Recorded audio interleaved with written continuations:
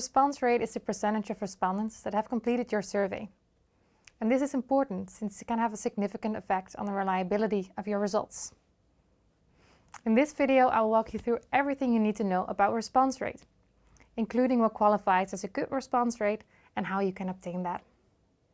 I will also go through some common reasons why you may still obtain a low response rate, even if you've been following all the guidelines.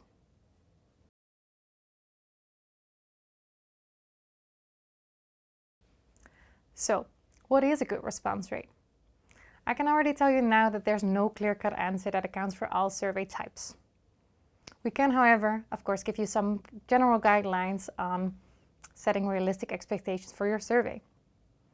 One of the most important things is that the topic that you survey on is important to your target audience.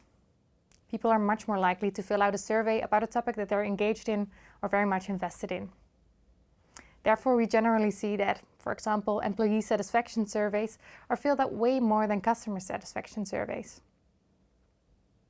For employee engagement surveys, you should probably aim for approximately 80%, at least for desk workers.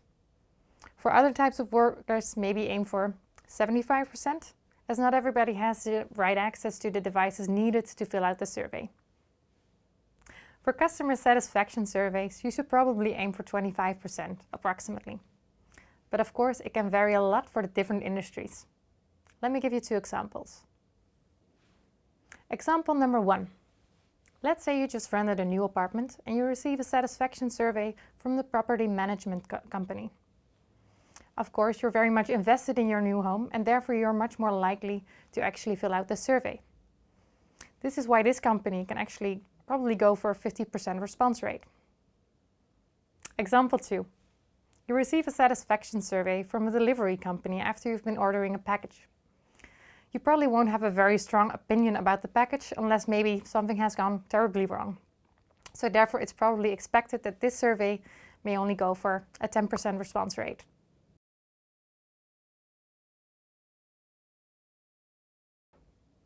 There are several things that you can do to boost your response rate. Let me share some tips with you. Communicate the purpose of your survey, both in your invitation text, your reminder, and also in the introduction text of your survey. This will highlight the value of your survey and maybe some other important things. Respondents are much more likely to fill out a survey if they feel like their opinion matters. Use the end page feature. You're probably familiar with the scenario where people fill out the survey but they never click the end button. This way they will be registered as incomplete, even though they filled out the whole thing. This is why we recommend you to use the feature of the end page. Whenever people reach it, they will be automatically registered as complete. Avoid survey fatigue by keeping your survey short and your questions relevant. You can do so by using Enalyzer's jumps and conditions to target specific questions to specific respondents based on, for example, some background variables or previous given answers. Optimize your survey timing with their scheduling and automation features. A good timing is crucial when it comes to a good response rate, especially when it comes to touchpoint surveys. You can use our automations to automatically send out surveys right after maybe a specific event has happened. An example could be that a customer has just left their store and you would like to send out a customer satisfaction survey immediately. For one-off survey, timing is also really important. We recommend you to send out surveys around 9 a.m. on a weekday, because this is the moment where people check their inboxes. We also would like to recommend you to actually send maybe 2 reminders and also set a really clear deadline for the survey. You can all schedule this very easily in Enalyzer. Prepare your respondents to fill out the survey.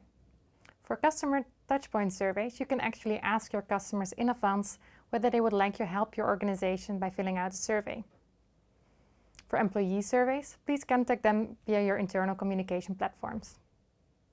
For employee surveys, ask team managers to ask your team to fill out the survey. For customer surveys, you can ask account managers to reach out to their customers. Use incentives to encourage participation. For customer surveys, you can hand out gift cards.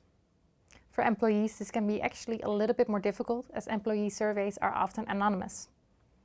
You can, however, offer an employee benefit to all the teams that have reached a specific participation rate.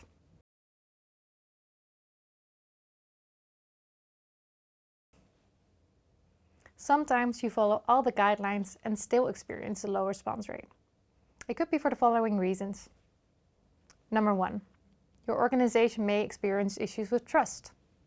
Respondents may be reluctant to fill out a survey if your organization hasn't followed up on previous surveys. Another reason could be that they feel that their input can actually lead to negative consequences for them. Number 2, you've been over-surveying your respondents. Sometimes respondents can feel overwhelmed if they're being asked to answer surveys quite a lot, leading them to ignore survey invitations. Number 3, your email invitation looks like spam. Your mail invitation may appear to your respondents as spam or may get caught up in their spam filters. If you use our email provider, you can actually check out the spam complaints that you have received in your account settings. We created a whole video about this. Make sure to check it out. Number 4, errors in your data. A low response rate can also be caused by errors in your respondent list. Common mistakes we see are duplicate emails, group emails such as info@enalyzer.com, or expired or erroneous email addresses. You can check out the invitation status in Enalyzer to identify bounced emails.